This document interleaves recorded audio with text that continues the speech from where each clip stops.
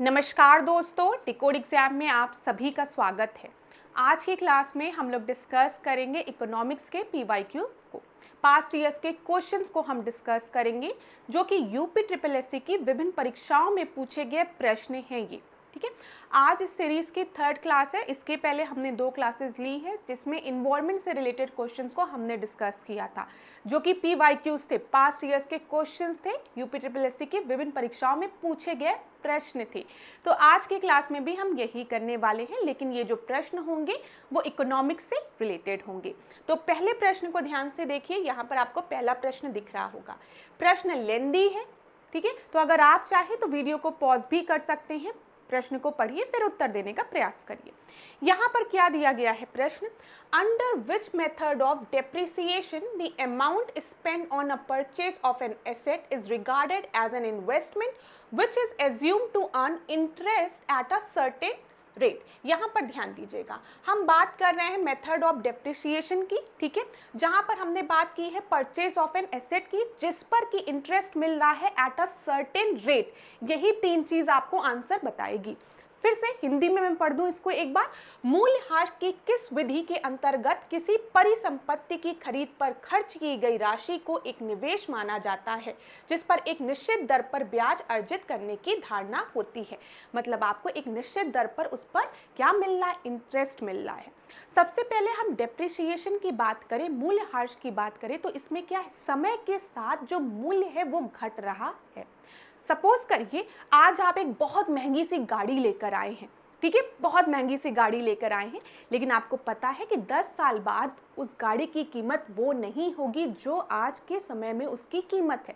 तो कोई भी मशीन होती है तो उसकी कीमत जो होती है, जो भी मशीन की कीमत होती है वो समय के साथ क्या होती है, घटती है, उसकी वैल्यू घटती है, डेप्रिशिएट करती है। ठीक है, तो यहाँ पर बोला गया है कि कोई एसेट खरीदा गया है, परिसंपत्ति खरीदी गई है, ठीक है, समय के साथ उस परिसंपत्ति की, एसेट की, फॉर एग्जाम्पल कोई मशीन की वैल्यू घटेगी, लेकिन यहाँ पर इसमें एक चीज इंक्लूड की गई है, इंटरेस्ट भी मिलेगा एट अ सर्टेन रेट।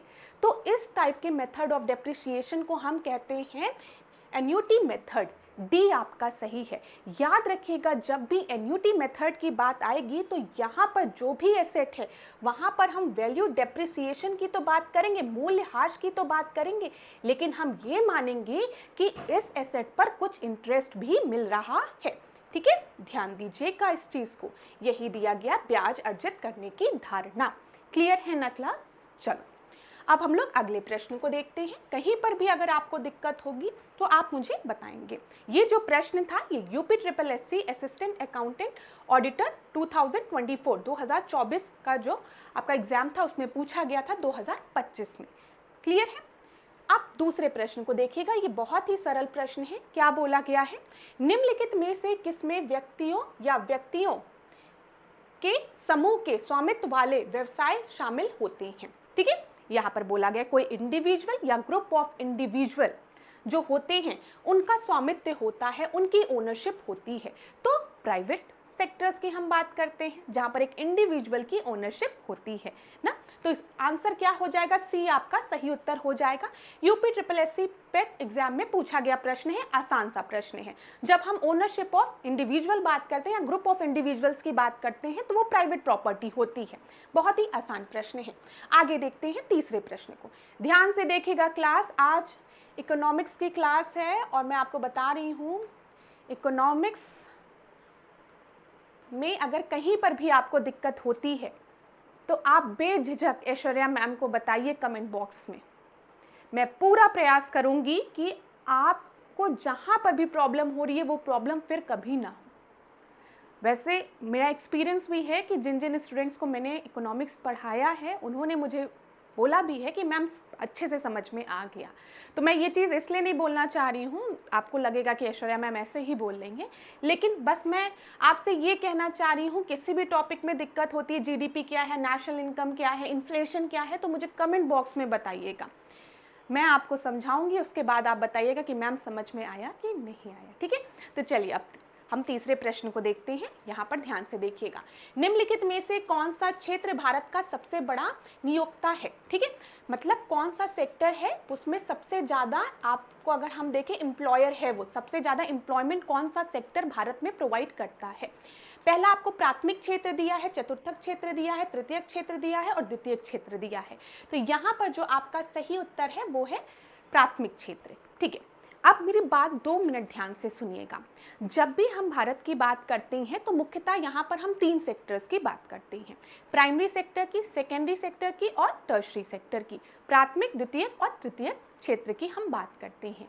आप सभी को पता है कि जब हमारा देश आज़ाद हुआ था तब हमारी जो इकॉनमी थी, जो अर्थव्यवस्था थी, वो किस पर आधारित थी? वो प्राथमिक क्षेत्र पर आधारित थी। हमारा देश जो था वो कृषि प्रधान देश कहा जाता था। जीडीपी में सबसे ज़्यादा कंट्रीब्यूशन जो था प्राइमरी सेक्टर का था, एग्रीकल्चर सेक्टर का था। अच्छा, हमेशा ध्यान रखिएगा जब भी हम प्राथमिक क्षेत्र की बात करते हैं तो इसमें एग्रीकल्चर सेक्टर आ गया, ठीक है, हॉर्टिकल्चर आ गया, वर्मी कल्चर आ गया। तो यहाँ पर मतलब हमारी प्रकृति से हमें जो रिसोर्सेज डायरेक्टली मिल रहे हैं, ठीक है, उसके बारे में हम बात कर रहे हैं। ठीक है, आप एग्रीकल्चर सेक्टर की बात करते हैं तो जो किसान है वो धान बो रहा है तो फिर उसे काट रहा है, सेल कर रहा है, उसे कितने पैसे मिल रहे हैं? ठीक है, ये है, ये आपका प्राथमिक क्षेत्र आ गया। जब हम संसाधनों की बात करते हैं, रिसोर्सेज की बात करें जो कि हमारा नेचर हमें दे रहा है। ठीक है, क्लियर। दूसरा आपका होता है द्वितीयक, ठीक है, जिसको कि हम सेकेंडरी सेक्टर बोलते हैं। यहाँ पर प्रोसेसिंग होती है, मैन्युफैक्चरिंग होती है। ठीक है, हम इंडस्ट्रीज की बात करते हैं जब हम सेकेंडरी सेक्टर्स की बात करते हैं, प्रोसेस हो रहा है। फिर हमारा आ गया टर्शरी सेक्टर। टर्शरी सेक्टर जो होता है वो सर्विस सेक्टर होता है, सेवाओं की बात यहाँ पर की जाती है। अब सबसे इम्पॉर्टेंट पॉइंट ध्यान दीजिएगा, जब हमारा देश आज़ाद हुआ था तो हमारी जो अर्थव्यवस्था थी वो एक कृषि प्रधान देश माना जाता था और हमारी अर्थव्यवस्था में सबसे ज़्यादा कॉन्ट्रीब्यूशन प्राइमरी सेक्टर का होता था। लेकिन आज के प्रेजेंट सिनेरियो में हम देखें तो हम प्राइमरी सेक्टर से मूव किए हैं टर्शरी सेक्टर की तरफ, तृतीय क्षेत्र की तरफ, सर्विस सेक्टर की तरफ। अगर आप देखेंगे तो आज के समय में सर्विस सेक्टर का कंट्रीब्यूशन जीडीपी में 50 to 56% है अप्रॉक्स, मैं बता रही हूँ। ठीक है, अच्छा, यहीं पर अगर हम चाइना की अर्थव्यवस्था को देखें तो चाइना ने क्या किया था, प्राइमरी सेक्टर से वो मूव किए थे सेकेंडरी सेक्टर की तरफ। मतलब उन्होंने अपने आप को एक मैन्युफैक्चरिंग हब बना दिया। ठीक है, फैक्ट्रीज एस्टैब्लिश कर दी, मैन्युफैक्चरिंग हब बना दी, उन्होंने अपने सेकेंडरी सेक्टर को स्ट्रॉन्ग कर दिया। ठीक है, तो ये याद रखिएगा। और भारत को अगर हम देखते हैं तो हम प्राइमरी से तुरंत किधर मूव किए, टर्शरी की तरफ। मतलब हम एक एग्रीकल्चर सेक्टर से तुरंत हमने मूव किया सेवाओं की तरफ, ठीक है, सर्विस सेक्टर की तरफ। लेकिन आज भारत ये चीज़ समझ गया है तो आप देखते हैं हम मेड इन इंडिया की बात करते हैं, हम इंडिजिनस प्रोडक्ट की बात करते हैं, हम स्वदेशी की बात करते हैं। ठीक है, ओडीओपी की बात की जाती है, छोटी छोटी कंपनीज को, इंडस्ट्रीज को प्रमोट किया जा रहा है, एंटरप्रेन्योरशिप की बात की जाती है। क्यों? क्योंकि हमको अपना मैन्युफैक्चरिंग सेक्टर और स्ट्रॉन्ग करना है अगर हम चाहते हैं हमारी जो अर्थव्यवस्था है वो और मजबूत हो। ठीक है, देखिए क्लास, मैं चाहूं तो सिंपली आपको ये सारे प्रश्न पढ़ाकर छोड़ भी दी, लेकिन मैं हमेशा मानती हूं कि ज्ञान होना चाहिए। ठीक है, चीज़ों का ज्ञान होना चाहिए। तो अगर आप में से किसी भी स्टूडेंट को ऐसा प्रतीत होता है कि ऐश्वर्या मैम दूसरे क्वेश्चन पे आइए, ये क्या ज्ञान बता रही हैं, आप क्या ज्ञान दे रही हैं, तो आप वीडियो को आगे फॉरवर्ड कर लीजिए। लेकिन मैं आपको एक चीज़ सजेस्ट करूंगी एज अ फैकल्टी कि हमेशा अपने नॉलेज को एक्सपेंड करिए। ठीक है, चीज़ों को एनालाइज करिए। एग्जाम में तो अपीयर हुई लेकिन ज्ञान भी होना चाहिए। तो ये याद रखिएगा कि अगर कोई आज भारत की अर्थव्यवस्था की बात करे तो इसी वजह से हम अपने सेकेंडरी सेक्टर को भी अब स्ट्रॉन्ग कर रहे हैं। ठीक है, अपनी इकोनॉमी को और स्ट्रॉन्ग करने के लिए। चलो आगे बढ़ते हैं, अभी और प्रश्नों को देखेंगे, देखते हुए चलो क्लास। ये आपको समझ में आ गया ना, निम्नलिखित में से कौन सा क्षेत्र भारत का सबसे बड़ा नियोक्ता है? सबसे ज्यादा एम्प्लॉयर भारत में कहाँ देखने को मिलते हैं? सबसे ज्यादा एम्प्लॉयर की बात कर रहे हैं तो वो हमें प्राथमिक क्षेत्र में, जहाँ पर कृषि में भारत में जो पॉपुलेशन है, भले आज जो हमारा प्राइमरी सेक्टर है वो हमारी जीडीपी में सबसे ज़्यादा कंट्रीब्यूट नहीं कर रहा है, लेकिन सबसे बड़ा फैक्ट यही है कि भारत में आज भी जो ज़्यादा जनसंख्या है वो कृषि में या प्राइमरी सेक्टर में ही इन्वॉल्व्ड है। इसीलिए बोला जाता है प्रच्छन्न बेरोजगारी। प्रच्छन्न बेरोजगारी किस सेक्टर में देखने को मिलती है? तो वो प्राइमरी सेक्टर में देखने को मिलती है, वो एग्रीकल्चर सेक्टर में देखने को मिलती है। प्रचलन बेरोजगारी मतलब एक छुपी हुई बेरोजगारी। कहने को तो 6 लोग काम कर रहे हैं, लेकिन वो काम 3 लोग द्वारा भी किया जा सकता है, ठीक है। उन 6 लोगों को उससे कोई भी फायदा नहीं हो रहा है, तो ये प्रचलन बेरोजगारी।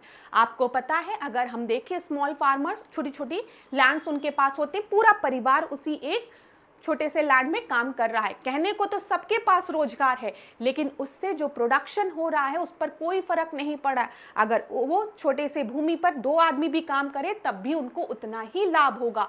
तो कहने को तो रोजगार है, ठीक है। एक छिपी हुई बेरोजगारी यहाँ दिख रही है, जिसको कि प्रचलन बेरोजगारी कहते हैं, जो कि एग्रीकल्चर सेक्टर में देखने को मिलती है। और बहुत बड़ा फैक्ट है कि आज भी प्राथमिक क्षेत्र भारत में जो है वो उसी में ज़्यादा रोजगार लोगों को मिलता है, भले प्रचलन बेरोजगारी देखने को मिलती है, ठीक है। इंग्लिश में अगर प्रचलन बेरोजगारी का मतलब आपको नहीं पता तो यहाँ पर मैं लिख दे रही हूँ ताकि स्क्रीन में दिखे। इसको बोलते हैं डिसगाइज, ठीक है, ठीक है, अनएम्प्लॉयमेंट। चलो आगे हम देखें अगले प्रश्न को, चौथे प्रश्न को ध्यान से देखिएगा क्लास। कहीं पर भी दिक्कत होगी तो आप लोग मुझे बताएंगे जरूर कमेंट बॉक्स में।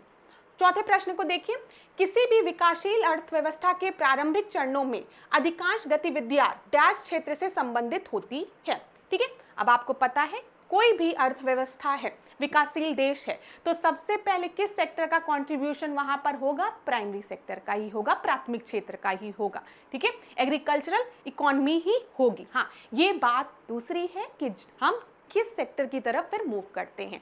जैसे भारत टर्शरी सेक्टर की तरफ मूव किया, सर्विस सेक्टर की तरफ मूव किया, चाइना सेकेंडरी सेक्टर की तरफ मूव किया, मैन्युफैक्चरिंग सेक्टर की तरफ मूव किया।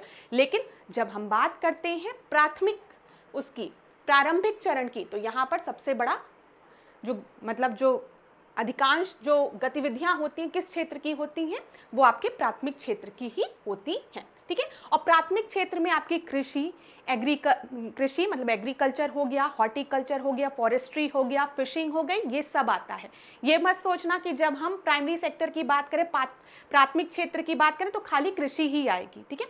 इसमें कृषि, वानिकी, खनन, ठीक है, अगर हम बोले मछली पालन, ठीक है, फिशिंग, ये सब आते हैं। जहां पर भी आपको जो संसाधन है वो प्रकृति द्वारा डायरेक्ट मिल रहे हैं, प्रोसेस नहीं हुए हैं किसी भी फेज से। अब पांचवें प्रश्न को देखते हैं क्लास, ध्यान से देखिएगा, कहीं पर भी डाउट होगा तो आप बताएंगे। पांचवा प्रश्न देखिए, जब हम चीनी या गुड़ का उत्पादन करते हैं तो यह भारतीय अर्थव्यवस्था के अनुसार किस प्रकार के क्षेत्र की गतिविधि है? अब ध्यान दो, चीनी और गुड़ की बात हो रही है। अगर यहाँ पे प्रश्न बनता कि अगर हम गन्ना उगाते हैं तो हम किस क्षेत्र की बात करते हैं? गन्ना उगाने की बात हो रही है, तो आप क्या बताएंगे? हम प्राथमिक क्षेत्र की बात कर रहे हैं, प्राइमरी सेक्टर की बात कर रहे हैं। लेकिन अब गन्ना काटने के बाद मिल में जा रहा है, मिल से गन्ने का रस निकाला जा रहा है, उसकी प्रोसेसिंग की जा रही है और गुड़ और चीनी बनाया जा रहा है। तो ये किस क्षेत्र का भाग हो जाएगा? ये आपका द्वितीय क्षेत्र का, ठीक है, सेकेंडरी सेक्टर का, क्योंकि यहाँ पर प्रोसेसिंग हो रही है, मैन्युफैक्चरिंग हो रही है फ्रॉम द रॉ मटेरियल। तो ये क्या हो जाएगा? द्वितीय क्षेत्र का, ठीक है क्लास। 2022 में पूछा गया प्रश्न है। आगे बढ़े, पढ़ने में आप लोगों को मजा आ रहा होगा, ठीक है, समझ में आ रहा होगा। तो यहाँ पर देख लो, एक बार मैं आपको बता दूं, जब भी हम प्राथमिक क्षेत्र की बात करेंगे, प्राइमरी सेक्टर की बात करेंगे, तो कृषि, खनन, माइनिंग, याद रखना, पेपर में अगर कंफ्यूज करने के लिए दे दिया कि माइनिंग जो है वो प्राइमरी सेक्टर में आता है, सेकेंडरी में कि टर्शरी में, तो बाल मत खुजलाने लगना। नेचुरल रिसोर्स का एक्सट्रैक्शन हो रहा है, प्रोसेस नहीं हो रहा है, एक्सट्रैक्शन हो रहा है। मींस माइनिंग किसका पार्ट होगा? प्राइमरी सेक्टर का, प्राथमिक क्षेत्र का। कृषि प्राइमरी सेक्टर का। मत्स्य पालन, फिशिंग मैंने आपको बताया, वो भी प्राइमरी सेक्टर का। वानिकी, फॉरेस्ट्री, ठीक है, डेयरी, ठीक है, वो प्राइमरी सेक्टर का। आदि जो है इसी क्षेत्र में आते हैं। द्वितीय क्षेत्र की अगर हम बात करें तो यहाँ पर सूती कपड़ा, ठीक है, फिर गुड़, चीनी, ठीक है, अगर हम बोले कोई प्रोसेस करके किसी चीज को, जैसे दूध की अगर हम प्रोसेसिंग करें और उससे कोई दूसरा प्रोडक्ट बनाए, तो वो किसका हो जाएगा पार्ट? आपका सेकेंडरी का। ये याद रखिएगा। फिर हम तृतीय क्षेत्र की बात करें तो इसमें सर्विस सेक्टर आ जाएगा, जिसमें बैंकिंग, बीमा, शिक्षा, चिकित्सा, पर्यटन एक्सेट्रा आ जाएगा, ठीक है, टूरिज्म, सर्विस सेक्टर, फिर आपका बैंकिंग, ये सब आ गया। चलो आगे बढ़े अगले प्रश्न पे। छठवां प्रश्न देखिए क्या दिया गया है यहाँ पर ध्यान से। सेवा क्षेत्र का दूसरा नाम क्या है? सेवा क्षेत्र मतलब हम सर्विस सेक्टर की बात कर रहे हैं। सर्विस सेक्टर का दूसरा नाम क्या है? टर्शरी सेक्टर, तृतीयक। ए आपका सही उत्तर है, 2021 में पूछा गया प्रश्न है। आगे बढ़े क्लास अगले प्रश्न पे। कहीं पर भी दिक्कत होगी तो बताइएगा, अगर क्लास थोड़ा सा बीच में ब्लर हो रही हो तो आप लोग परेशान मत होइएगा, ठीक है, थोड़ा सा रुक जाइएगा। अब यहाँ पर देखिए सातवें प्रश्न को। सातवां प्रश्न क्या दिया गया है? इनमें से किस प्रकार की अर्थव्यवस्था में संसाधनों पर निजी अधिकार होते हैं और आर्थिक गतिविधियों का मुख्य उद्देश्य लाभ अर्जित करना होता है? ठीक है, यहाँ पर ध्यान से सुनिएगा। मैं इंग्लिश में भी थोड़ा सा चीजों को ट्रांसलेट कर दूं ताकि दोनों माध्यम के स्टूडेंट्स को समझ में आए। बोला गया है कौन सी ऐसी इकोनॉमी है जिसमें कि संसाधन पर, जो भी रिसोर्सेज हैं उन पर किसकी ओनरशिप होती है? निजी अधिकार होता है, ठीक है, प्राइवेट ओनरशिप होती है। और जो भी आर्थिक गतिविधियां होती हैं उनका मेन जो लक्ष्य होता है वो प्रॉफिट अर्निंग होता है। तो अब आपको आंसर मिल गया होगा। यहाँ पर आपकी बात की जा रही है पूंजीवादी अर्थव्यवस्था की, कैपिटलिस्ट इकोनॉमी की बात हो रही है। कैपिटलिस्ट इकोनॉमी में क्या होता है? ओनरशिप होती है, प्राइवेट सेक्टर जो आपका होता है वो रूल कर रहा होता है। यहाँ पर अगर प्राइवेट सेक्टर है तो उनका मेन पर्पस क्या होगा? प्रॉफिट मैक्सिमाइजेशन, प्रॉफिट अर्निंग, वही बात की गई है। तो पूंजीवादी अर्थव्यवस्था की बात की जा रही है। चलो अगला प्रश्न देखें। आठवें प्रश्न को ध्यान से देखिएगा क्या दिया गया है। निम्न में से कौन सा भारतीय अर्थव्यवस्था में सर्वाधिक श्रम अवशोषक क्षेत्र है? तो बताइए, अभी मैंने आपको बताया सबसे ज्यादा लेबर की अगर हम बात करें, सबसे ज्यादा एम्प्लॉयर की अगर हम बात करें तो वो कौन सा है? वो प्राथमिक क्षेत्र है आपका, ठीक है। भले भारत की अर्थव्यवस्था में आज सबसे बड़ा योगदान जो है तृतीय क्षेत्र का है, टर्शरी सेक्टर का है, सर्विस सेक्टर का है, लेकिन आज भी भारत की ज्यादा से ज्यादा पॉपुलेशन जो है वो प्राथमिक क्षेत्र में इन्वॉल्व है। समझ में आ गया होगा। चलो अगला प्रश्न देखें हम, नौवां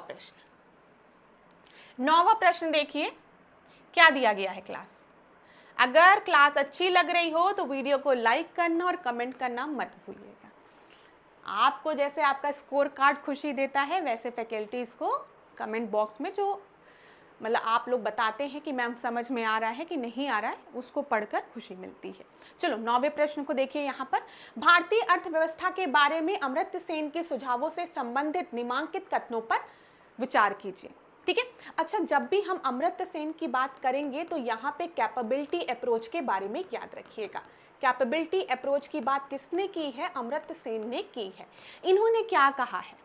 इन्होंने कहा है कि अगर आपको किसी के साथ भी जस्टिस करना है, ठीक है, तो आप उसको केपेबल बनाइए, ठीक है।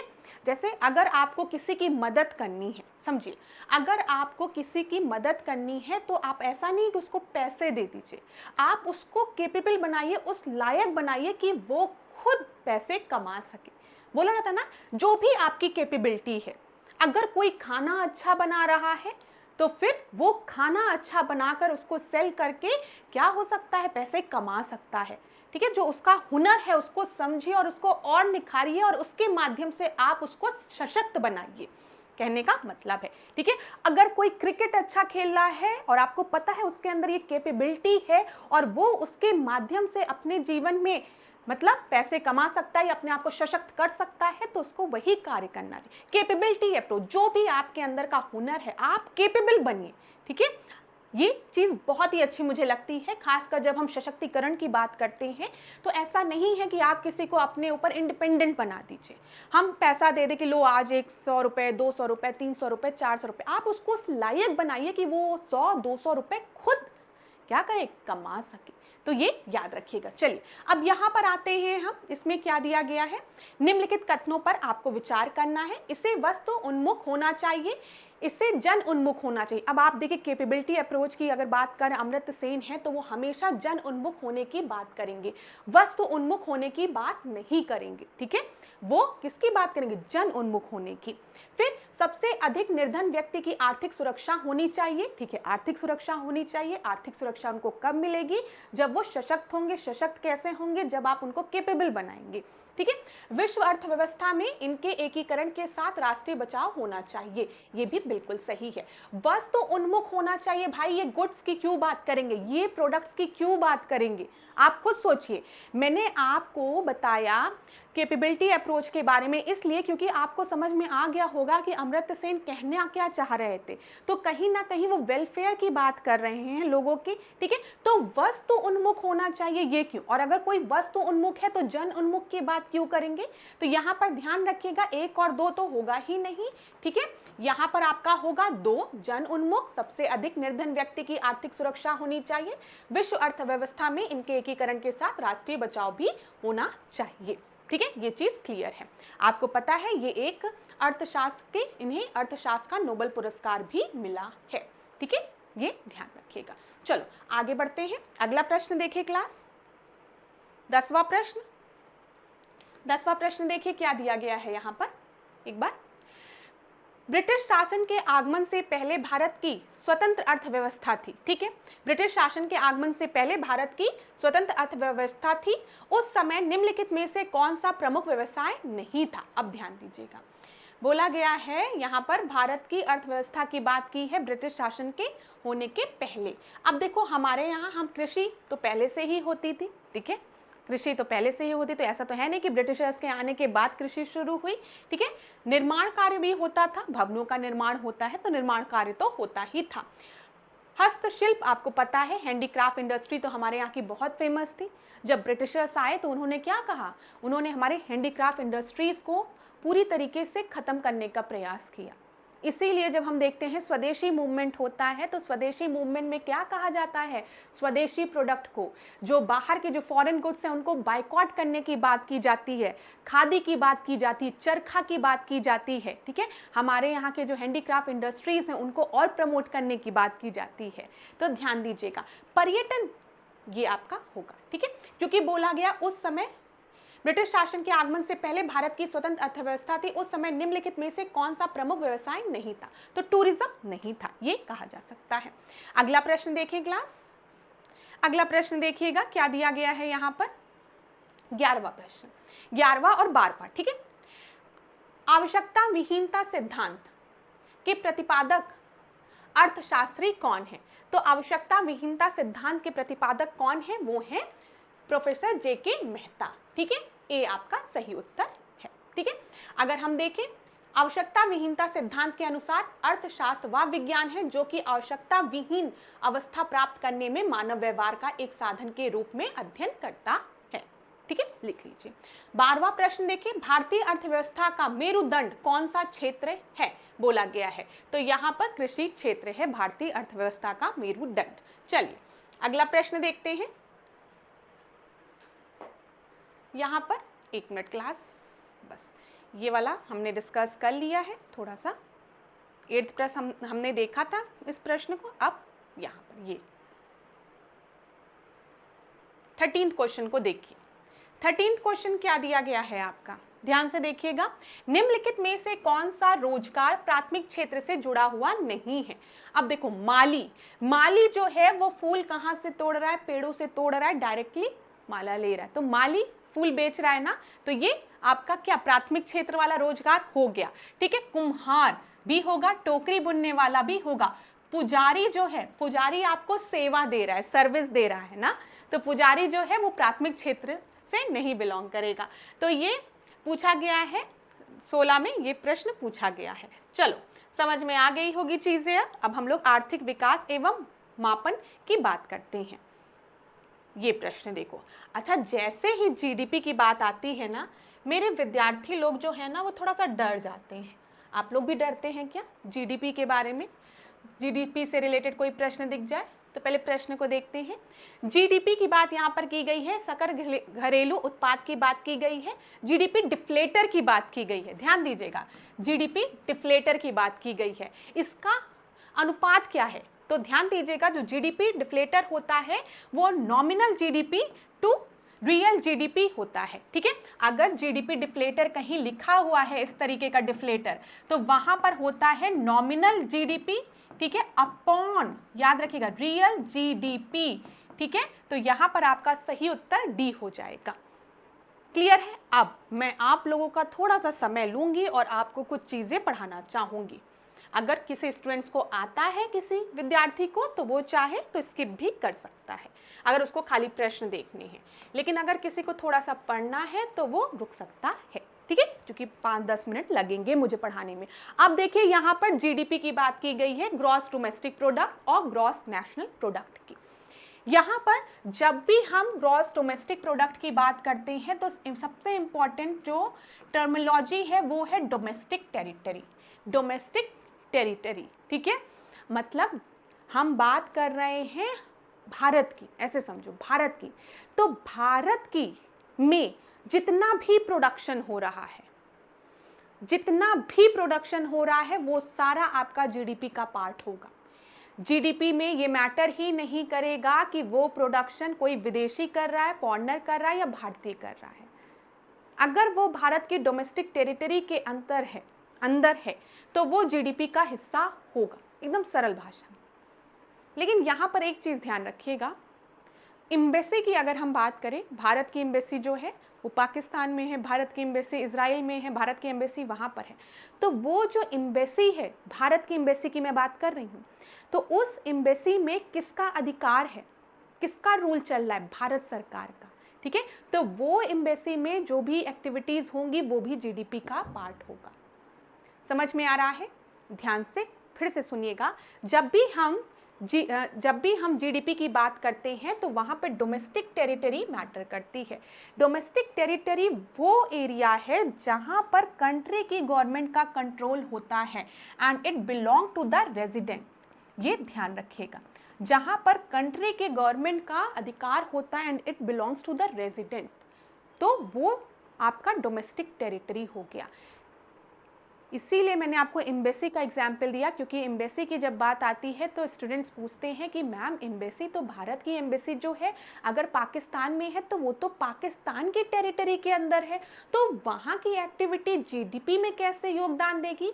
तो उत्तर यही है, क्योंकि अगर भले ही वो पाकिस्तान में है भारत की एम्बेसी, लेकिन उस एम्बेसी में किसका कंट्रोल है? इंडियन गवर्नमेंट का कंट्रोल है, तो इसी वजह से वो डोमेस्टिक टेरिटरी का हिस्सा होगी, ठीक है।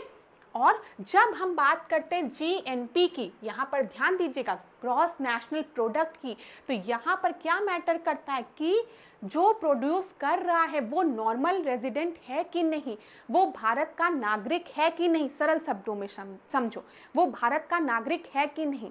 अगर हम कहें कि मैं ऐश्वर्या मैम अब कल कनाडा चली गई या यूएस चली गई और वहाँ पर उन्होंने अपनी एक बहुत अच्छी सी कोचिंग क्लासेस खोल ली, ठीक है, वहाँ के भी बच्चों को थोड़ा सा एग्जाम की तैयारी करनी है। अब ये मत सोचने लगना कि मैम वहाँ के बच्चे क्यों तैयारी करेंगे, ठीक है, चलो सोच लो बस 2 मिनट के लिए। खोलनी तो वहाँ पे उनके बिजनेस को, कोचिंग को जो बेनिफिट होगा वो जीएनपी का हिस्सा होगा। क्यों? क्योंकि अभी भी मैं एक भारतीय नागरिक ही हूँ, भले मेरा जो बिजनेस है वो यूएस कनाडा में कहीं पर है, लेकिन मेरी नेशनैलिटी यहाँ पर क्या करेगी? जो भी वहाँ का बिजनेस होगा, ठीक है, कंट्रीब्यूशन होगा, वो जीएनपी का पार्ट होगा, लेकिन वो जीडीपी का हिस्सा नहीं होगा। क्यों नहीं होगा? क्योंकि मैं यूएस कनाडा में मैंने अपना बिजनेस इस्टेब्लिश किया है, दूसरे देश की भूमि पर अपना बिजनेस इस्टेब्लिश किया है, ठीक है, वहाँ पर उस ज़मीन पर इंडियन गवर्नमेंट का रोल नहीं है, ठीक है, कंट्री के जो गवर्नमेंट है उसका कंट्रोल नहीं है, ठीक है। क्लियर है? अभी नहीं क्लियर हुआ होगा तो थोड़ा सा और अच्छे से समझिए, हो सकता है डाउट कहीं कहीं होता है, कोई बात नहीं है, इसीलिए मैंने कहा थोड़ा सा समय लगेगा। अब देखो जीडीपी लिखा है, ग्रॉस डोमेस्टिक प्रोडक्ट और जीएनपी। सबसे पहले जीडीपी की बात करते हैं, income earn by Indian citizen in India, मतलब जो आय भारतीयों द्वारा भारत में कमाई जा रही है, अर्न की जा रही है, वो किसका हिस्सा होगी? वो जीडीपी का हिस्सा होगी, ठीक है, क्योंकि भारतीय है भाई, इंडियन सिटीजन है और भारत में ही है, पैसे कमा रहा है तो जीडीपी में जाएगा, कोई दिक्कत नहीं है। Very good. Income earn by foreign nationals in India, अब कोई विदेशी आया भाई, बिल गेट आए, उन्होंने भारत में एक बहुत बड़ा सा बिजनेस या कंपनी लगा दी, ठीक है, अब उनको जो प्रॉफिट अर्न हो रहा है वो जीडीपी का हिस्सा होगा। क्यों? क्योंकि वो भारत में, याद रखना, क्योंकि वो भारत में आए हैं, ठीक है, वो भारत के डोमेस्टिक टेरिटरी में है, भले उनकी नेशनैलिटी जो है वो दूसरी है, इट डजेंट मैटर। जब भी हम जीडीपी की बात करेंगे तो डोमेस्टिक टेरिटरी मैटर करेगी, ठीक है। अब ये डोमेस्टिक टेरिटरी में भारतीय रहे या कोई फॉरेनर काम करे, ठीक है, जो भी बिजनेस होगा वो जीडीपी का हिस्सा होगा। तो बिल गेट अगर भारत में आके एक बड़ी सी कंपनी लगाते हैं, लोगों को रोजगार देते हैं, तो वो भारत की जीडीपी का हिस्सा होगा, ठीक है। अब income earned by Indian national outside India. अब ऐश्वर्या मैम आपकी चली गई, यूएसए चली गई, वहां पर अपनी बड़ी सी बिजनेस उन्होंने स्टैब्लिश किया। अब क्या वो जीडीपी का हिस्सा होगा? नहीं होगा। क्यों? क्योंकि वो यूएस में गई हैं, वो एक फॉरेन टेरिटरी में गई हैं, ठीक है। तो यहां पर ध्यान रखना, ये नहीं इंक्लूडेड होगा। क्यों? क्योंकि ऐश्वर्या मैम जो है वो एक फॉरेन टेरिटरी में गई हैं, तो ग्रॉस डोमेस्टिक प्रोडक्ट का हिस्सा नहीं होगा जीडीपी का। फिर देखो, income earned bye foreign national outside the India. भाई क्या दिक्कत है, फॉरेनर है, अपने देश में कर रहा है, यूएस का सिटीजन है, यूएस में कर रहा, तो उससे तो हमारे जीडीपी पे ना ही जीएनपी पे कोई भी असर नहीं होगा, तो नॉट इंक्लूडेड। तो ये चीज समझ में आई, तो दिमाग में बिठा लो, जब भी जीडीपी की बात आएगी तो डोमेस्टिक टेरिटरी ये जो टर्म है इसको पकड़ लेना। और डोमेस्टिक टेरिटरी मतलब हम उस जगह की बात कर रहे हैं जहां पर किसका कंट्रोल है? इंडियन गवर्नमेंट का कंट्रोल है, गवर्नमेंट का कंट्रोल है, and that property belong to the resident, ठीक है। ये चीज क्लियर हो गई होगी। तो वहां पर जितनी भी एक्टिविटी हो रही होगी, चाहे आप कर रहे होंगे, चाहे कोई फॉरेनर कर रहा होगा, विदेशी कर रहा होगा, it will be a part of GDP. Clear? Done. अब जीएनपी की बात करते हैं, gross national product. Gross national product की बात करेंगे तो यहां पर मैटर करता है कि वो रेजिडेंट होना चाहिए इंडिया का, ठीक है। मैंने आपसे कहा कि मैं यहां पर कोई बिजनेस मैंने एस्टैब्लिश किया है तो वो जीएनपी का हिस्सा होगा। क्यों? क्योंकि मैं भारतीय हूं और भारत में रह के बिजनेस कर रही हूं, तो it will be a part of GNP. Very good, कोई दिक्कत नहीं है। अब मैंने आपको बताया कि बिल गेट आए, बिल गेट ने भारत में आके कोई बिजनेस करना शुरू कर दिया, तो वो जीएनपी का हिस्सा नहीं होगा, क्योंकि बिल गेट जो है वो भारत के नागरिक नहीं है, ठीक है। हाँ, जीडीपी का हिस्सा होगा। क्यों होगा? क्योंकि वो भारत की भूमि में बिजनेस कर रहे हैं, लेकिन जीएनपी का नहीं होगा, ठीक है। नेशनल की हम बात कर रहे हैं, because he is not a citizen of India. तो ये चीज क्लियर है ना, नॉट इंक्लूडेड। क्यों? क्योंकि वो एक फॉरेन रेजिडेंट है। फिर इसके बाद देखो, income earned by Indian national outside the India. यहाँ पर मेरा वाला एग्जाम्पल आ गया।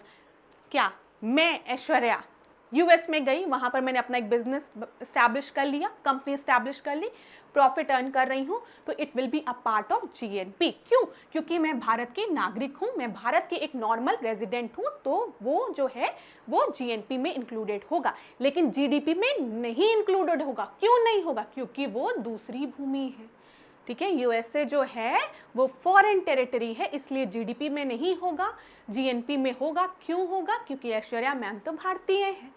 समझ में आया? भले दूसरी जगह है। अब ये तो छोड़ दो कि जो फॉरेन रेजिडेंट है वो फॉरेन भूमि में है, तो वो तो जीडीपी जीएनपी दोनों में इंक्लूड नहीं होगा। समझ में आ गया होगा मेरे प्रिय स्टूडेंट्स को। एक और एग्जाम्पल के थ्रू समझा दूं, चलो 2 मिनट और लूंगी। देखो यहाँ पे बोला गया income earned by Indian citizen in India. कोई भारतीय नागरिक है और वो भारत में ही पैसे कमा रहा है। कितना कमा रहा है? 1000 रुपए कमा रहा है। अब income earned bye foreign national in India, ये बिल गेट साहब हैं। बिल गेट साहब जो हैं वो भारत में कितना पैसा कमा रहे हैं? 600 रुपए कमा रहे हैं। Income earned by Indian national outside the India, आपकी ऐश्वर्या मैम जो बाहर गई हैं वो बाहर 200 रुपए कमा रही हैं, ठीक है। कोई बात नहीं, मैं दुखी हूं लेकिन कोई बात नहीं, ठीक है, कोई बात नहीं। तो आपको समझ में आया, ये तो एक इंडियन सिटीजन है जो भारत में ही काम कर रहा है, उसे 1000 रुपए मिल रहे हैं। अब दूसरा फॉरेनर है, भारत में आया, काम कर रहा है, उसे 600 रुपए मिल रहे हैं, और एक मैं जो विदेश में गई हूं और मुझे मात्र 200 रुपए मिल रहे हैं, ठीक है। अब जीडीपी और जीएनपी निकालना होगा, तो आप क्या करेंगे? जीडीपी में आप क्या करेंगे? इंडियन सिटीजन जो भारत में ही पैसे कमा रहा है, ठीक है, उसको इंक्लूड करेंगे, प्लस बिल गेट साहब जो फॉरेनर है लेकिन भारत की भूमि में पैसे कमा रहे हैं 600 रुपए, तो वो भी इंक्लूड करेंगे, ठीक है। लेकिन आपकी ऐश्वर्या मैम जो कि विदेश चली गई, मात्र 200 रुपए कमा रही, ये जीडीपी में इंक्लूड नहीं होगा। क्यों नहीं होगा? क्योंकि वो भारत की भूमि में नहीं है, वो विदेश में है, ठीक है। ध्यान रहा, मतलब समझ में आ गया। तो ये 1600 हो जाएगा। दुख हो रहा है मुझे, आप लोगों को अच्छा लग रहा होगा, लेकिन मुझे दुख हो रहा है कि मात्र 200 रुपए, मतलब 2000 लिख दो, अच्छा नहीं लग रहा, 2000 लिख दो, थोड़ा बढ़ा दो यार, अच्छा नहीं लग रहा अपने आपको कम में रखना। चलो जीएनपी देख लो यहाँ पर। अब जीएनपी में देखो 1000 रुपये, ठीक है, कोई इंडियन है वो इंडियन भूमि में ही 1000 रुपये कमा रहा है, जीएनपी में इंक्लूडेड होगा, ठीक है। कोई फॉरेनर है, बिल गेट्स साहब है, भारत में आके 600 रुपये कमा रहा है, उसको जीएनपी में नहीं इंक्लूड करेंगे। क्यों? क्योंकि भाई भारतीय नहीं है, नॉर्मल रेजिडेंट नहीं है, इसको नहीं इंक्लूड करेंगे 600 को। लेकिन ऐश्वर्या मैम जो बाहर यूएस चली गई है, 2000 रुपये कमा रही हैं, उसको इंक्लूड करेंगे। तो यहाँ पर आपका कितना हो जाएगा? ठीक है, समझ में आ गया, 1200 रुपये हो जाएंगे। क्लियर है ना? समझ में आया जीडीपी जीएनपी? अगर समझ में आ गया तो वीडियो को लाइक कर दो। तो इतनी चीज़ें आपको मैंने बता दी। अगर अभी भी किसी को डाउट होगा तो मुझे कमेंट बॉक्स में बताइएगा। एक एक्सेप्शन माय डियर क्लास ज़रूर याद रखिएगा कि अगर हम एम्बेसीज की बात करेंगे या फिर कोई शिप की बात करेंगे, ये भी ध्यान रखिएगा, हम एम्बेसी की बात करेंगे या फिर कोई शिप की बात करेंगे जो कि आपका भारत का शिप है, पैसिफिक ओशियन में पहुंच गया है, तो वहाँ पे जो एक्टिविटी होगी वो जीडीपी का हिस्सा होगी। क्यों? क्योंकि उस शिप पर किसका कंट्रोल है? भारत की सरकार का कंट्रोल है। ठीक है, क्लियर है ना? इसी तरीके से जब मैंने आपको बता दिया कि हम एम्बेसी की बात कर रहे हैं या कोई एरोप्लेन भारतीय एयरक्राफ्ट है वो कहीं दूसरे देश के उसमें मतलब हवा में उड़ रहा है, लेकिन उसमें जो भी एक्टिविटी है वो it will be a part of GDP, ये क्या, जहाँ पर भी कंट्रोल है गवर्नमेंट का।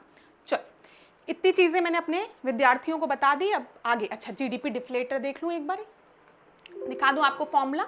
चीज़ें तो बहुत है पढ़ाने को, लेकिन दिमाग में मतलब ध्यान रखते हुए आपको सारी चीज़ें पढ़ाऊंगी। देखो जीडीपी डिफ्लेटर, एक मिनट, मैंने आपको जीडीपी डिफ्लेटर बताया ना कि क्या होता है। ये याद रखना, जीडीपी डिफ्लेटर जो है वो nominal GDP upon real GDP होता है। ये चीज़ बताई ना मैंने आपको। यहाँ पे नॉमिनल जीडीपी और रियल जीडीपी एक बार देख लो क्या होता है, थोड़ी सी जानकारी ले लो। जब हम नॉमिनल जीडीपी की बात करते हैं तो it is without any effect of inflation. ठीक है, यहाँ पे ध्यान रखिएगा। Monetary value of good and services produce based on their price of the same year. Same year में जो उसका प्राइस है उसी के बेसिस पे हम बता रहे हैं उसकी मॉनेटरी वैल्यू क्या है। देखो इन्फ्लेशन के कारण, मुद्रास्फीति के कारण आपको पता है कि जो पैसे की जो वैल्यू होती है, करेंसी की जो वैल्यू होती है वो आपकी कम ज़्यादा होती है। ठीक है, अगर इन्फ्लेशन हुआ तो पैसे की जो वैल्यू है वो कम हो जाती है समय के साथ। मैं हमेशा एक ही एग्जाम्पल देती हूँ कि मेरे पिताजी कहते थे 10 रुपये मुझे कोई देता था तो मैं अपनी कॉलेज की फीस भी दे देता था, मूवी भी दिखाता था और अपने लिए एक बढ़िया सा शर्ट पैंट भी सिलवा लेता था। लेकिन आज तुम्हारे समय में तुम लोग को 10 रुपये की जगह 100 रुपये दे दो तब भी तुम उसका इंपॉर्टेंस नहीं समझते हो, महत्व नहीं समझते हो। हमारे पिताजी 10 ही रुपये खर्चा देते थे, हम तुमको 1000 भी दे दे तब भी कोई मतलब नहीं है। तो पिताजी को बताना पड़ता है, अरे पिताजी मुद्रास्फीति, आपके समय में 10 रुपए की जो वैल्यू थी वो हमारे समय में 100 रुपए की भी वैल्यू नहीं है, बल्कि 1000 रुपए की भी वैल्यू नहीं है। परचेजिंग पावर जो है वो घट गया है। आप 10 रुपए में कई सामान खरीद सकते थे, कई सेवाएं ले सकते थे, लेकिन आज मैं 10 रुपए में एक बढ़िया सी चॉकलेट भी नहीं खा पा रही हूँ। क्यों?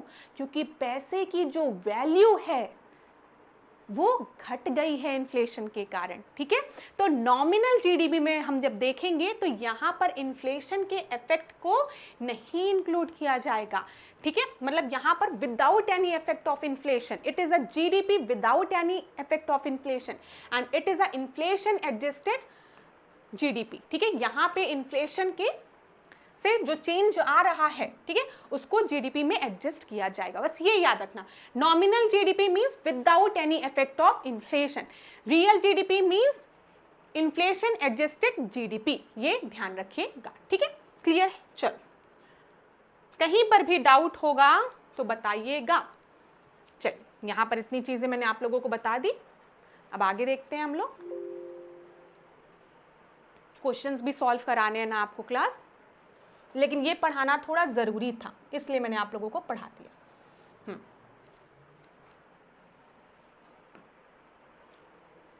यहाँ पर ध्यान दीजिए, तो जीडीपी की बात की गई है। जीडीपी डिफ्लेटर क्या है? Nominal GDP upon real GDP. ठीक है, क्लियर है?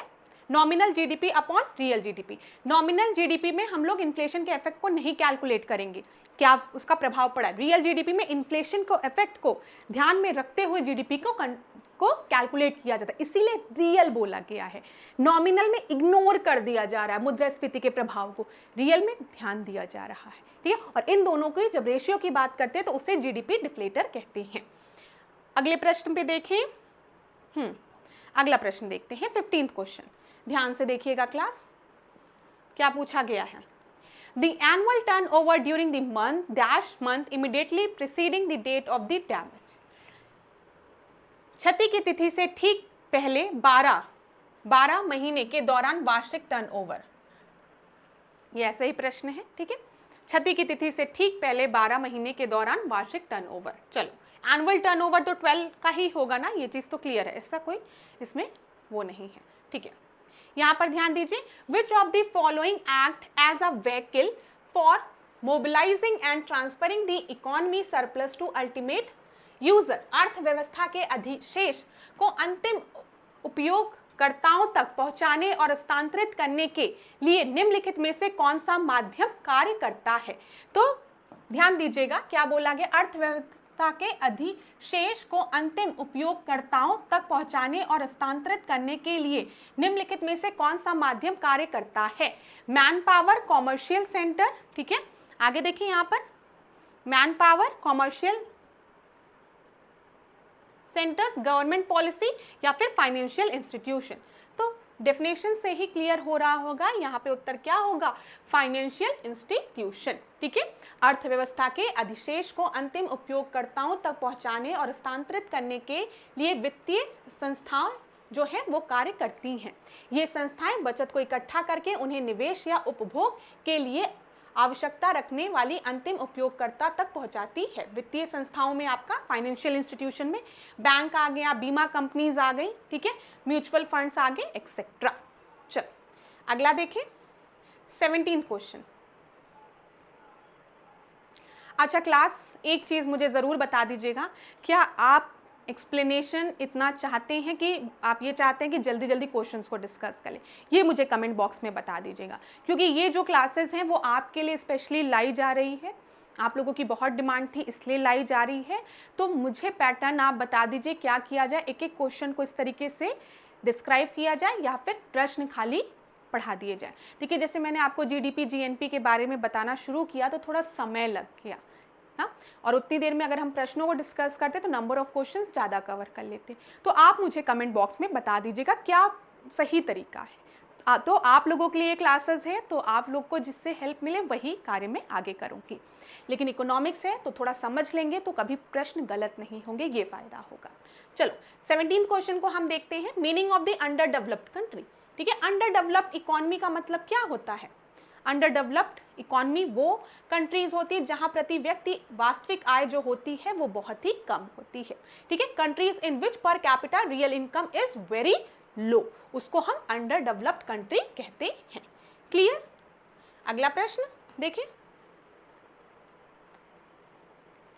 यहाँ पर ध्यान दीजिएगा कुछ और क्राइटेरियाज जो इंपॉर्टेंट है, हो सकता है अगली बार इस तरीके से प्रश्न पूछ ले।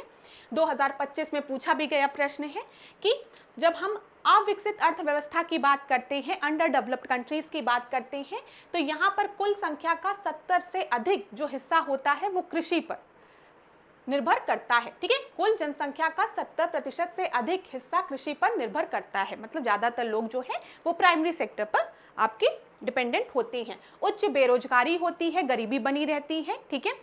अनएम्प्लॉयमेंट बहुत ज़्यादा होता है, पॉवर्टी बहुत ज़्यादा होती है, निम्न उत्पादकता होती है, ये याद रखिएगा। जो रिसोर्सेज होते हैं वो भी अपर्याप्त होते हैं, जिसके वजह से हम देखते हैं जो मेन चीज़ होती है वो ये है, पर कैपिटा इनकम जो होती है वो बहुत ही कम होती है अंडर डेवलप्ड कंट्रीज में। क्लियर। चलो अगला देखिए 18th क्वेश्चन, ये रहा। LPG model of development was introduce in India in which year. तो LPG मॉडल की हम बात करते हैं, लिबरलाइजेशन, प्राइवेटाइजेशन, ग्लोबलाइजेशन, तो ये 1991, ये याद रखिएगा, ठीक है। यहाँ पर इसे तत्कालीन नरसिम्हा राव सरकार में वित्त मंत्री जो थे मनमोहन सिंह द्वारा प्रस्तावित किया गया था, ये तो आपको पता ही है ना, ठीक है, ये चीज़ तो आपको पता ही है, ठीक है। इसीलिए मनमोहन सिंह को बहुत याद भी किया जाता है LPG के लिए, लिबरलाइजेशन, प्राइवेटाइजेशन एंड ग्लोबलाइजेशन। देखिए पहले क्या था, पहले जो L था ना लिबरलाइजेशन, ठीक है। जो रूल्स थे वो बहुत ही स्ट्रिक्ट हुआ करते थे। लाइसेंसिंग रूल था, कहा जाता था लाइसेंसिंग राज्य है। किसी भी छोटी मोटी इंडस्ट्री को स्टैब्लिश करने के लिए आपको लाइसेंस लेना पड़ता था, ठीक है। तो क्या होता था क्लास, बहुत लंबा समय लग जाता था, तो लाइसेंसिंग था, ठीक है। लिबरल नहीं था इतना, आपको हर कंपनी को स्टैब्लिश करने के लिए लाइसेंस पूरा पेपर वर्क करना पड़ता था। फिर दूसरा आपको पता चला प्राइवेटाइजेशन, ठीक है। तो हमेशा परमिशन लेनी पड़ती थी, परमिशन, हर चीज़ के लिए परमिशन लेनी पड़ती थी, लाइसेंस लेना पड़ता था, तो बहुत स्ट्रिक्ट था। तो लोग चाह कर भी छोटी मोटी कंपनी इंडस्ट्रीज नहीं लगा पाते थे। और हमको, अब आपको और हमको पता ही है, जो हमारी अर्थव्यवस्था थी उसको पूरी तरीके से क्लोज कर दिया गया था। लेकिन बाद में एलपीजी आया तो हमने वैश्वीकरण की बात की, हमने अपनी अर्थव्यवस्था को खोलने की बात की। अर्थव्यवस्था को खोलने का मतलब ट्रेडिंग, व्यापार, दूसरे देशों के साथ व्यापार करना आरंभ किया, ठीक है। ये चीज़ क्लियर होगी। चलो अगला प्रश्न हम देखें। अगला प्रश्न देखिएगा क्लास, क्या दिया गया है यहां पर। 19th क्वेश्चन को देखिए। स्थिरता के साथ विकास के उद्देश्य से निम्नलिखित में से कौन सी पंचवर्षीय योजना शुरू की गई थी। स्थिरता के साथ विकास की बात की गई है, तो ये आपकी चौथी पंचवर्षीय योजना थी, ठीक है। ए आपका सही उत्तर है। अगला प्रश्न देखें। पंचवर्षीय योजना से रिलेटेड एक अलग चैप्टर भी है, उसमें और भी प्रश्नों को मैं करा दूंगी, तो आप बिल्कुल परेशान नहीं होंगे। प्लानिंग कमीशन से रिलेटेड और 5 ईयर प्लान जो है वो सारे डिस्कस कर लिए जाएंगे। 20वें प्रश्न को हम देखते हैं। यहाँ पर 2022 का प्रश्न है ये, और ये करंट का प्रश्न है, दिख रहा है ना, जुलाई 2022, और ये प्रश्न पूछा गया है आपका अगस्त के समय, ठीक है। तो निम्नलिखित में से किस संस्थान ने जुलाई 2022 में विकासशील देशों में जीवन यापन की लागत के संकट के बारे में बताया। तो ये रिपोर्ट जो थी वो यूएनडीपी द्वारा दी गई थी। 21वां प्रश्न देखिए। मानव पूंजी में निवेश किसके द्वारा किया जाता है। तो मानव पूंजी में अगर हम निवेश की बात करें तो ह्यूमन कैपिटल की यहाँ पर बात की गई है, शिक्षा द्वारा भी, ट्रेनिंग द्वारा भी, परीक्षण में भी और चिकित्सा के देखरेख में भी। ये सब इन्वेस्टमेंट आपका ह्यूमन कैपिटल का ही पार्ट है। तो डी आपका सही उत्तर हो गया, ठीक है ना क्लास, कोई दिक्कत नहीं हो रही होगी। चलिए आगे बढ़ते हैं। 21वां प्रश्न हो गया। 22वां प्रश्न को देखिए, क्या दिया गया है। भारत में प्रथम आर्थिक जनगणना किस वर्ष में की गई थी।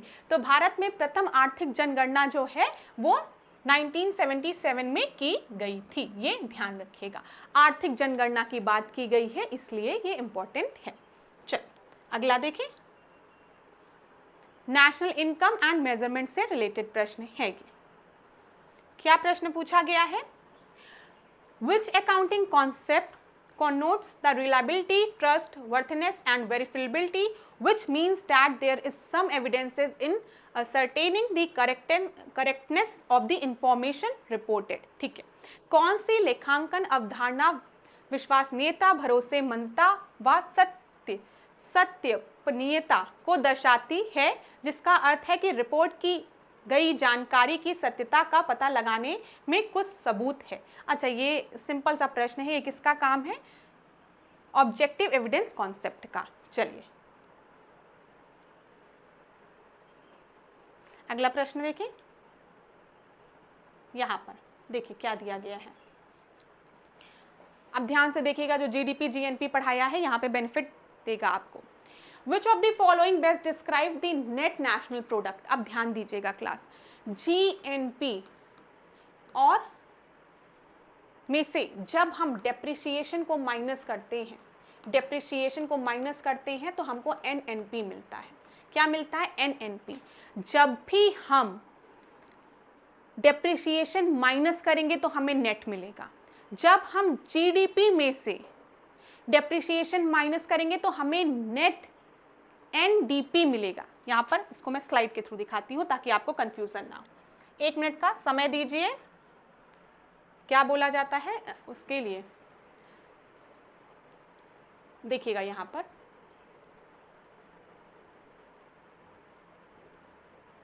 डेप्रिसिएशन इसमें नहीं लिखा है क्या वाली साइड, अगर नहीं भी लिखी होगी तब भी ऐश्वर्या मैम आपको बता देंगे। चलिए नहीं है तब भी मैं यहाँ पर आपको लिख के समझा देती हूँ, ध्यान दिख नहीं रही है, ध्यान से सुनिएगा जो बताने जा रही हूँ। जब भी हम ग्रॉस में से, ये लिख लो, ग्रॉस में से जब भी हम डेप्रिसिएशन को सब्ट्रैक्ट करते हैं तो हमें क्या मिलता है, हमें नेट मिलता है। अब ध्यान दो, जब हम जीडीपी में से डेप्रिसिएशन को माइनस करेंगे, डेप्रिसिएशन को, ठीक है, तो हमें क्या मिलेगा, एनडीपी मिलेगा। इसको नोट कर लो, कहीं नोट करना है। इसी तरीके से जब हम बात करते हैं जीएनपी की, तो जीएनपी में से जब हम डेप्रिसिएशन को माइनस करेंगे then we will get NNP, ठीक है, एनएनपी, ठीक है। तो यहां पर बस ऐसे याद रखो, whenever we will subtract depreciation from the gross we will get net, ठीक है। तो जब हम जीडीपी में से डेप्रिसिएशन को माइनस करेंगे we will get NDP in the. उसी तरीके से अगर हम देखें, जब हम जीएनपी में से डेप्रिसिएशन को माइनस करेंगे वी विल गेट एनएनपी, ठीक है। ये चीज़ क्लियर है, यही चीज़ पूछी गई है, समझ में आया। तो बस ये याद रखना, ग्रॉस में से नेट को माइनस करेंगे तो हमें क्या मिल जाता है क्लास, हमें मिल जाता है नेट। ये रहा। तो ये प्रश्न देख लो जल्दी से। एनएनपी के बारे में बोला गया है, एनएनपी एट मार्केट प्राइस क्या होगा, तो एनएनपी एट मार्केट प्राइस क्या होगा, GNP eight market price minus depreciation, ठीक है। तो ग्रॉस में से क्या माइनस कर रहे हो, डेप्रिसिएशन माइनस कर रहे हो, तो हमें क्या मिल जा रहा है, नेट मिल जा रहा है। क्लियर हो गया, तो कभी भी कंफ्यूजन नहीं होगी। ए आपका सही उत्तर है। आगे बढ़े, आगे बढ़ते हैं, 25वें प्रश्न को देखते हैं क्या दिया गया है, ध्यान से देखिएगा। भारत की राष्ट्रीय आय का आकलन करने वाली संस्था कौन सी है, तो भारत की राष्ट्रीय आय की आकलन करने वाली संस्था जो है वो है सीएसओ, ठीक है, सीएसओ याद रखिएगा। क्लियर है, चलो ठीक है। यहाँ पर एक चीज आप और याद रखिएगा, पहले सीएसओ और एनएसओ जो थी वो अलग अलग कार्य करती थी, लेकिन 2019 में दोनों को मर्ज कर दिया गया और सीएसएसओ आपका बना, ठीक है, ये याद रखिएगा।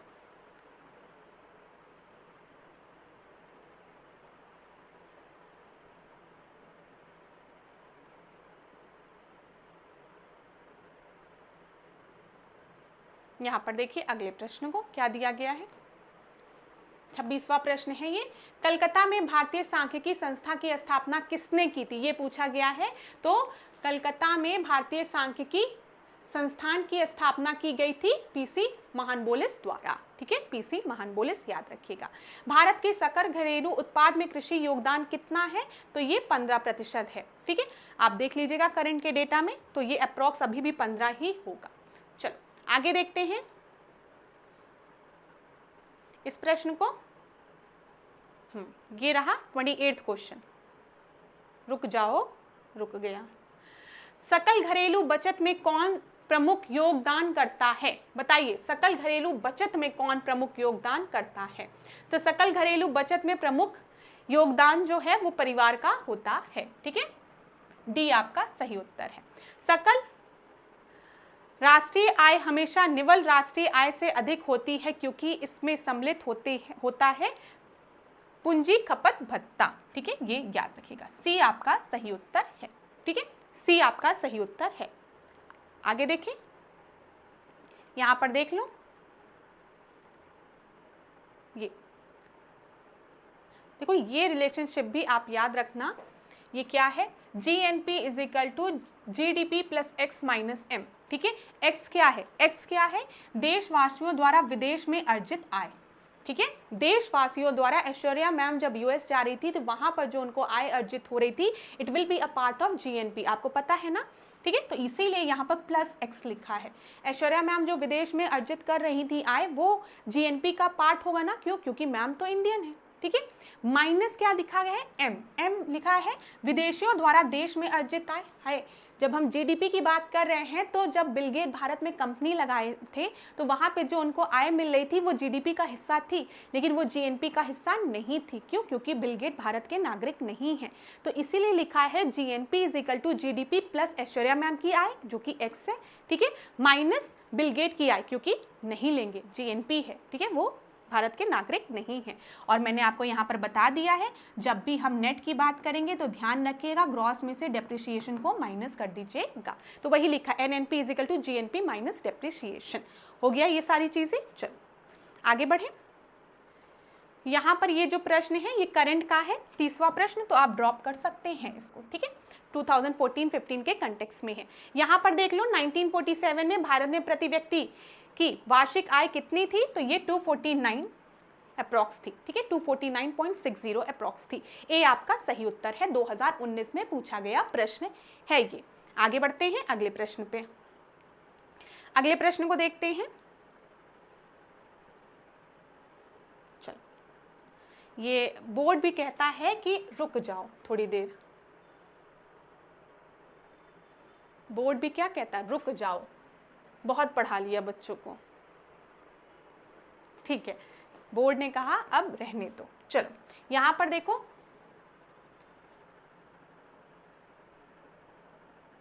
ध्यान दीजिएगा क्लास, इसको एक बार मैं आपको बता देती हूं। देखो पर कैपिटा इनकम भी एक बार नोट कर लो, पर कैपिटा इनकम जो होती है वो national income upon total population के इक्वल होती है। Per capita income equals to national income upon total population, ठीक है, नोट कर लो, इससे आपको आसानी रहेगी। हो सकता है पेपर में अगली बार प्रश्न यही पूछ लिया जाए। चलिए अब आज के सेशन को हम क्या करेंगे, यही पे एंड करेंगे। नेक्स्ट क्लास में कुछ और इंपॉर्टेंट क्वेश्चंस को हम डिस्कस करेंगे। आज के सेशन को यहीं पे एंड करेंगे। नेक्स्ट क्लास में इन इकोनॉमिक्स के क्वेश्चंस को और आगे डिस्कस किया जाएगा, लेकिन आपको कमेंट बॉक्स में मुझे बताना है कि चीज़ें आपको समझ में आ रही है कि नहीं आ रही है। जब तक आप मुझे बताएंगे नहीं, हमारे आपके बीच में कन्वर्सेशन नहीं होगा, तब तक मुझे समझ में नहीं आएगा कि आपको प्रॉब्लम कहाँ होती है क्लास। तो कमेंट बॉक्स में ज़रूर बताया करिए कहीं पर भी दिक्कत हो। हाँ, तारीफ़ करिए, कोई दिक्कत नहीं है, तारीफ़ सबको अच्छी लगती है, लेकिन अगर कहीं पे भी प्रॉब्लम होती है तो वो भी आप बेझिझक मुझे बता सकते हैं। तब आज के सेशन को एंड करने से पहले थोड़ी सी इन्फॉर्मेशन मैं आप लोगों को देना चाहूँगी डिकोड एग्जाम के वेरियस कोर्सेज़ के बारे में, टेस्ट सीरीज़ के बारे में। तो यहाँ पर कोर्सेज प्लस टेस्ट सीरीज़ के बारे में यहाँ दिया गया है। तो यूपी पीसीएस की अगर हम बात करें तो इसके लिए फाउंडेशन कोर्स 2026 लाया गया है, ठीक है, यहाँ पर ध्यान दीजिए, जिसमें कि अभी 50% आपका डिस्काउंट है। 6000 का ये फाउंडेशन कोर्स है। ROARO 2026 के लिए फाउंडेशन कोर्स जो है वो आपका 2000 का है अप्रॉक्सीमेटली। ROARO 2026 अभ्युदय बैच की बात हम करेंगे तो यहाँ पर जो आपका कोर्स है वो 5000 का है। यहाँ से आप देख लीजिए सारे कोर्सेज को।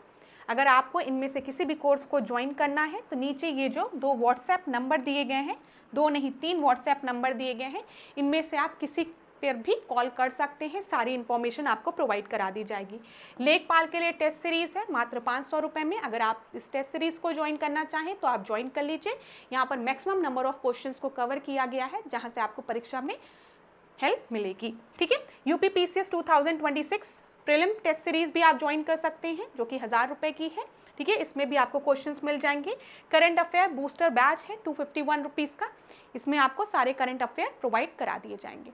तो इसका स्क्रीनशॉट ले लीजिए, ऑफर चल रहा है नवरात्रि के अवसर पर, तो इस ऑफर का आप फायदा उठा सकते हैं। चलिए, तो क्लास अब आज के सेशन को यहीं पे एंड करेंगे। नेक्स्ट क्लास में आपसे मिलेंगे नए प्रश्नों के साथ। कहीं पर भी कोई भी दिक्कत हुई हो तो कमेंट बॉक्स में ज़रूर बताइएगा। हैप्पी नवरात्रि आप सभी को, ठीक है। माँ दुर्गा की कृपा आप सब पर बने रहे और जीवन में आपके सकारात्मक ऊर्जा हमेशा रहे। स्वयं पर विश्वास रखिए। मैं हमेशा ये बात कहती हूँ, हर लेक्चर में अपने विद्यार्थियों से एक बात मैं कहती हूँ कि खुद पर विश्वास रखना सीखिए। अहंकार मत करिए, अहंकार दूसरी चीज़ है। अहंकार आपको क्या कहता है, खाली मैं, केवल मैं इस योग्य हूँ। लेकिन जब आपको खुद पर विश्वास रहता है तो आप क्या कहते हैं कि जब सब कर सकते हैं तो मैं भी कर सकता हूँ, ठीक है। तो इस विश्वास के साथ खूब पढ़िए, खूब आगे बढ़िए और कहीं पर भी कोई भी दिक्कत हो तो हमें कमेंट बॉक्स में ज़रूर बताइएगा। आने वाली क्लासेस में हम और क्वेश्चंस को डिस्कस करेंगे और मैं ईश्वर से प्रार्थना करूँगी कि आपके जीवन में हमेशा सकारात्मक ऊर्जा बनी रहे, आपका खुद पर विश्वास बना रहे, ईश्वर पर विश्वास बना रहे, आपके माता पिता का आशीर्वाद सदैव आप पर बना रहे और आप जीवन में खूब ऊंचाइयों को छूइए। धन्यवाद क्लास। अपने स्वास्थ्य का ध्यान दीजिएगा, मुस्कुराते रहिए, खुश रहिए, खूब पढ़िए, खूब आगे बढ़िए। धन्यवाद।